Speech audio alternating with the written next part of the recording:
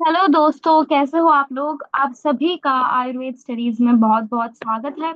तो आज ये वीडियो है सिर्फ इसके लिए कि एनसीएसएम की गाइडलाइंस क्या है, सिर्फ एग्जाम्स रूल को लेके। ठीक है, अगर ये वीडियो आपने अच्छे से देख लिया तो आपको और कोई भी यूट्यूब पे दूसरा नया वीडियो सर्च करने की जरूरत नहीं है, क्योंकि इसमें मैं देने वाली हूँ आपको कंप्लीट डिटेल में नॉलेज कि एग्जाम्स को लेके क्या क्या से रूल्स होते हैं, उसको कैसे फॉलो किया जाता है, सप्लीमेंट्री के रूल्स, टाइमिंग के रूल्स वगैरह सभी के बारे में हम डिटेल में बात करने वाले हैं।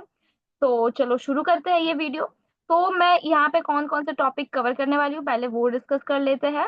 ठीक है, तो पहले हम बात करेंगे कि बैक रूल्स क्या होते हैं। ठीक है, अगर आपकी केटी आ गई, आपकी बैकलॉग लग गई तो आपको क्या क्या रूल्स फॉलो करने रहेंगे। फिर सप्लीमेंट्री का रूल्स क्या है, यूनिवर्सिटी और इंस्टीट्यूशन का क्या रूल्स है, अटेम्प्ट के लिए क्या रूल्स है, उसके लिमिटेशंस कितनी है, फिर डबल एवोल्यूशन सिस्टम मतलब कितनी बार पेपर चेक किए जाते हैं, ये सभी के बारे में हम बात करने वाले हैं। और उसके अलावा कौन से दूसरे इंपॉर्टेंट रूल है जो आपको एज अ स्टूडेंट, एज आपको जब एग्जाम जाने से पहले आपको पता होने चाहिए, उसके बारे में हम बात करने वाले हैं। ठीक है, तो चलो वीडियो शुरू करते हैं बिना किसी देरी के। तो फर्स्ट थिंग है प्रमोशन एंड बैक रूल्स, उसके बारे में हम बात करेंगे। पहले तो क्या है कि सभी विषयों में पास होने पर आप द्वितीय व्यावसायिक वर्ष में प्रमोट हो जाते हो। देखो ये बहुत इंपॉर्टेंट है कि आपको सारे सब्जेक्ट में पहले तो पास होना जरूरी है। ठीक है, एक या दो विषय में बैक, बैक यानी आप इधर केटी का वर्ड यूज कर सकते हो, बैक यानी केटी। ठीक है, एक या दो विषयों में बैक, फेल इन वन और टू सब्जेक्ट, आपको एटीकेटी, एटीकेटी का फुल फॉर्म भी यहाँ पे दिया हुआ है, अलाउ टू कीप टर्म्स, मिलेगा। आप अपने रेगुलर बैच के साथ पढ़ाई और एग्जाम जारी रख सकते हैं, लेकिन आपको 6 महीने बाद सप्लीमेंट्री एग्जाम देना होगा और इन विषयों में पास होना अनिवार्य है। इसे फेल बट प्रमोटेड कहा जाता है। देखो मैं आपको सिंपल लैंग्वेज में समझाती हूँ। अगर आपकी एक या दो सब्जेक्ट में केटी आ गई है, ठीक है, तो आप सेकेंड ईयर में बैठ सकते हो, आप पढ़ भी सकते हो, आप सेकेंड ईयर की एग्जाम भी सभी बच्चों के साथ ही दोगे। लेकिन आपको जैसे ही फर्स्ट ईयर का रिजल्ट आता है तो आपको 6 महीने का, 6 महीने में जो सब्जेक्ट में आपकी केटी आई है उसकी प्रिपरेशन करनी है और उसके बाद वापस एग्जाम देनी है। जो वापस एग्जाम देते हो उसमें पास होना बहुत जरूरी है। तो ये हो गया सबसे पहले बैक का रूल।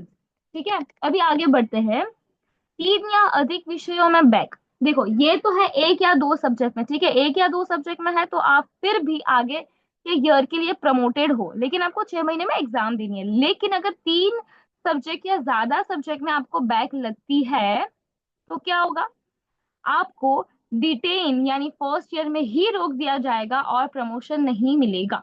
यानी आपको फर्स्ट ईयर में ही पूरा फर्स्ट ईयर रिपीट करना पड़ेगा। आपको 6 महीने बाद सप्लीमेंट्री एग्जाम देनी होगी। इसे फेल एंड डिटेन कहा जाता है। डिटेन छात्र अपने रेगुलर बैच के साथ परीक्षा में शामिल नहीं हो सकते। देखो ये इंपॉर्टेंट है, आपको तीन सब्जेक्ट में या तीन से ज्यादा सब्जेक्ट में केटी लग रही है तो आपको फर्स्ट ईयर रिपीट करना पड़ेगा और आप दूसरे छात्र के साथ एग्जाम नहीं दे सकते। ठीक है, ये हो गया आपका अ, दूसरा वाला रूल। और इसमें एक चीज और ध्यान रखनी है कि आपको आपके जो बैचमेट्स होंगे जिसके साथ आपने फर्स्ट अटेम्प्ट किया था वो आगे निकल जाएंगे आपसे और आप उससे 6 महीने पीछे रहेंगे, यानी आपकी एग्जाम 6 महीने बाद आएगी। ठीक है, तो ये हो गया आपका। अभी आगे देखते हैं supplementary exam rule. Supplementary exam rule यानी यदि सप्लीमेंट्री एग्जाम में दो या कम सब्जेक्ट में बैक रहती है, आप सेकेंड ईयर में प्रमोट हो जाएंगे लेकिन 6 मंथ बैक माना जाएगा। इसका मतलब आपकी सेकेंड ईयर की एग्जाम आपके बैच के साथ नहीं बल्कि 6 मंथ बाद होगी। देखो सप्लीमेंट्री एग्जाम में यानी दो या कम सब्जेक्ट में आपकी बैक रहती है, यानी समझ लो एक एक सब्जेक्ट में है या फिर दो सब्जेक्ट में है, तो आप सेकेंड ईयर में प्रमोट तो हो जाएंगे लेकिन आपको 6 महीने बाद एग्जाम देनी पड़ेगी। ठीक है, यानी आपके बैचमेट से 6 महीने बाद आपकी एग्जाम वापस होगी। अभी आप सप्लीमेंट्री एग्जाम में ऑल सब्जेक्ट में पास हो जाते हैं अगर आप सेकेंड प्रोफेशनल ईयर में प्रमोट हो जाएंगे। देखो अगर आप सप्लीमेंट्री एग्जाम आएगी आपके, तो अगर उसमें आप पास हो जाते हो तो आपको सेकेंड प्रोफेशनल ईयर में आप प्रमोट हो जाओगे। ठीक है, अगर यदि सप्लीमेंट्री एग्जाम में फिर से तीन या अधिक सब्जेक्ट में फेल होते हो तो आपको फर्स्ट ईयर में ही रोक दिया जाएगा जिससे 1 ईयर बैक लग जाएगी। देखो इसमें क्या है, 6 6 महीने का पूरा एक स्लॉट होता है।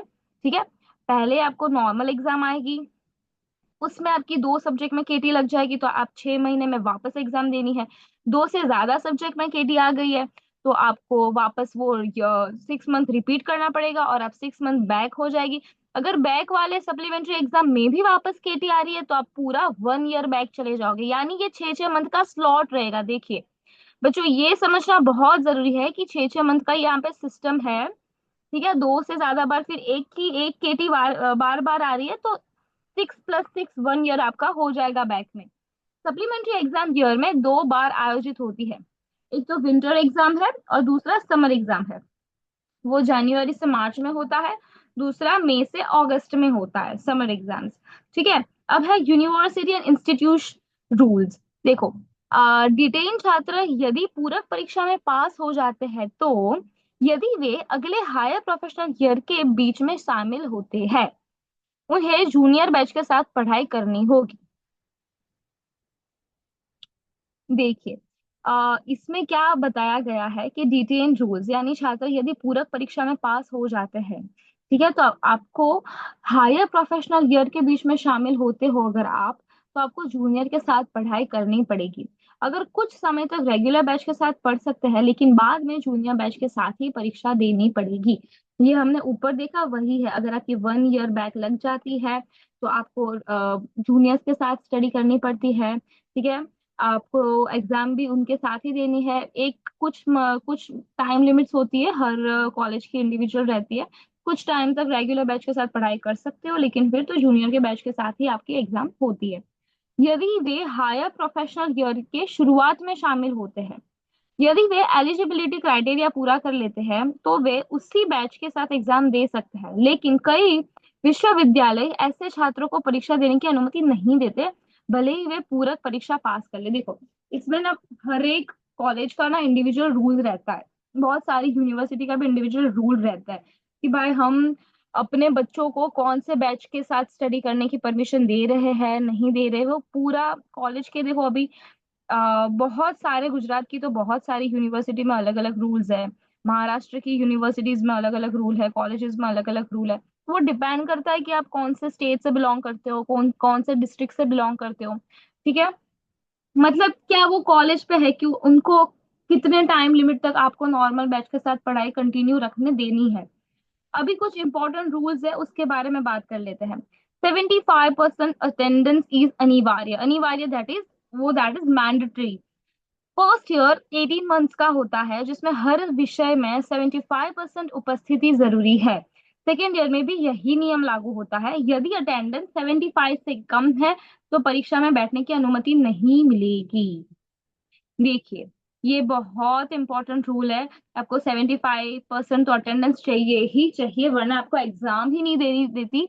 और काफी सारे लोग ये भी कहते हैं कि भाई कोई बात नहीं, अगर 75% अटेंडेंस नहीं भी है तो पैसे से खरीद सकते हैं, पैसे दे दें तो होते हैं थोड़े से कॉलेज को, रिश्वत दे के भी हम बैठ सकते हैं। लेकिन देखो, यूनिवर्सिटी के रूल्स में ये बोला गया है कि अगर अटेंडेंस नहीं है तो एग्जाम में नहीं बैठने देंगे।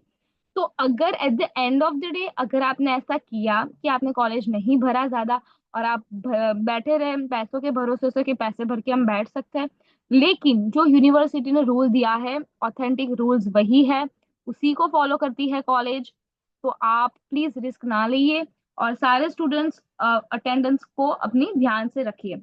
अभी है पासिंग क्राइटेरिया। हर विषय में थियोरी और प्रैक्टिकल दोनों में अलग अलग 50% अंक जरूरी है।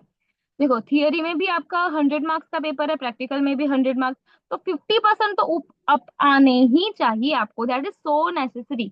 यदि आप थियोरी में पास है लेकिन प्रैक्टिकल में फेल है, तो आपका फेल ही माना जाएगा। इसका मतलब ये हुआ दोस्तों कि आपको वाइवा में भी मेहनत करनी है, क्योंकि प्रैक्टिकल में फेल तो यानी थियोरी में भी आप फेल गिने जाओगे। ठीक है, ये समझ लेना, आपको वाइवा में इक्वल मेहनत करनी है, इसका मीनिंग ये हुआ। फिर है डिस्टिंक्शन।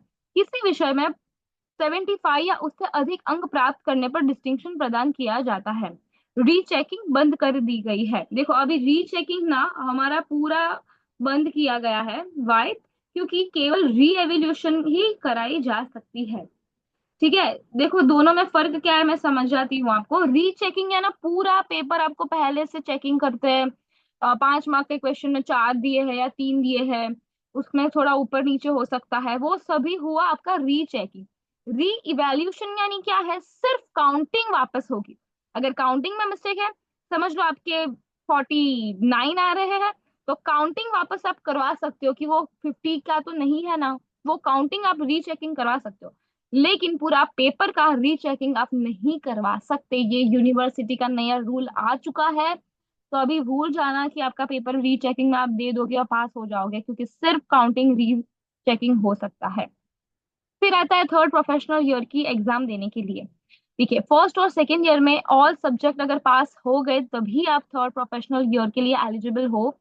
उसमें अभी थर्ड प्रोफेशनल के लिए टोटल आपके 9 इलेक्टिव सब्जेक्ट भी पास करना जरूरी है। 9 इलेक्टिव सब्जेक्ट क्या है, आपको जो ऑनलाइन हर साल 3 3 इलेक्टिव सिलेक्ट करने होते हैं, ऑनलाइन एग्जाम्स रहती है, उसके ऑनलाइन लेक्चर्स रहते हैं, वो 9 इलेक्टिव सब्जेक्ट पास करना भी जरूरी है। अभी एग्जाम अटेम्प्ट की बात कर लेते हैं। फर्स्ट ईयर पास करने के कुल 4 अटेम्प्ट आपको अलॉटेड किए गए हैं। ठीक है, एक रेगुलर अटेम्प्ट जो आप पूरे बैच के साथ करते हो, और फिर 3 सप्लीमेंट्री एग्जाम अटेम्प्ट जो हमने ऊपर बात कर ली है। यदि 4 प्रयासों के बाद भी पास नहीं होते तो यूनिवर्सिटी मर्सी अटेम्प्ट यानी दया प्रयास दे सकती है। वो यूनिवर्सिटी पे है, अगर आपको मर्सी यानी दया के हिसाब से एक और बार ट्राई करना है तो वो दे सकती है।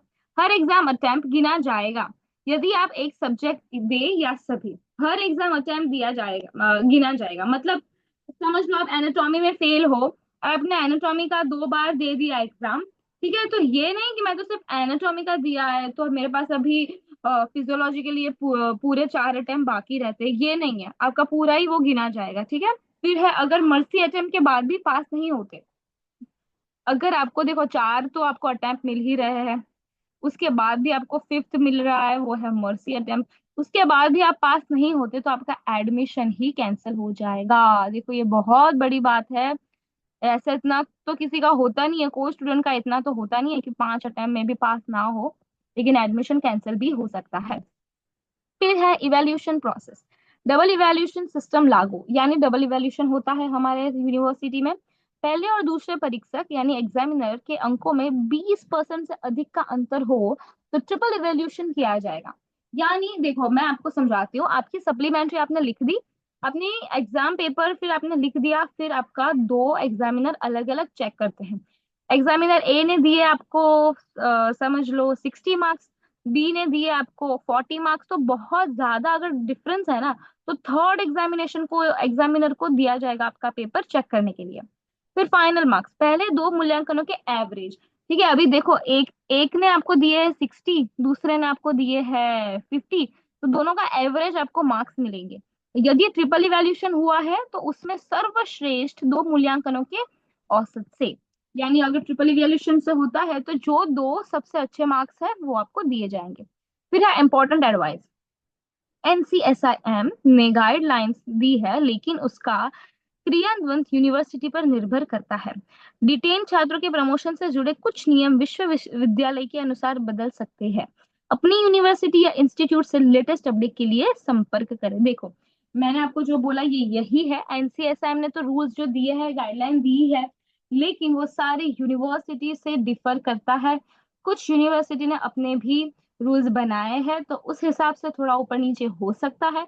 तो आपकी यूनिवर्सिटी के लिए, आपकी इंस्टीट्यूट के लिए अगर आपको लेटेस्ट अपडेट चाहिए तो आप हमारे यहाँ पे संपर्क कर सकते हो। आपको लिंक भी नीचे दी हुई है, हमें सब्सक्राइब कर लेना, लाइक और शेयर कर लेना, और एंड्रॉयड ऐप से आयुर्वेद स्टडी डाउनलोड कर लेना। यहाँ पे वीडियो लेक्चर आपको सारे अवेलेबल रहेंगे, पीडीएफ नोट्स भी अवेलेबल रहेगी, एमसीक्यू की तैयारी भी हम करवाएंगे आपको टेस्ट और क्विज के साथ, और लिंक आपको डिस्क्रिप्शन बॉक्स में दी गई है। और यहाँ पे डिजिटल नोट्स हम कैसे प्रोवाइड करते हैं वो उसका सैंपल दिया गया है। तो अगर आपको हमारे साथ जुड़ना है तो ऐप डाउनलोड कर सकते हो, और हमने बहुत अच्छे से सारी डिजिटल नोट्स प्रोवाइड की है, आपको पढ़ने में बहुत इजी रहेगा। तो मिलते हैं अगले लेक्चर में, और ये वीडियो आपके लिए बहुत इंपॉर्टेंट इसलिए होने वाला है क्योंकि यूट्यूब में और किसी ने भी इतनी डिटेल में यूनिवर्सिटी के रूल्स के बारे में बात नहीं की है, ये सारे रूल्स लेटेस्ट हैं। तो मित्रों, मिलते हैं अगले लेक्चर में।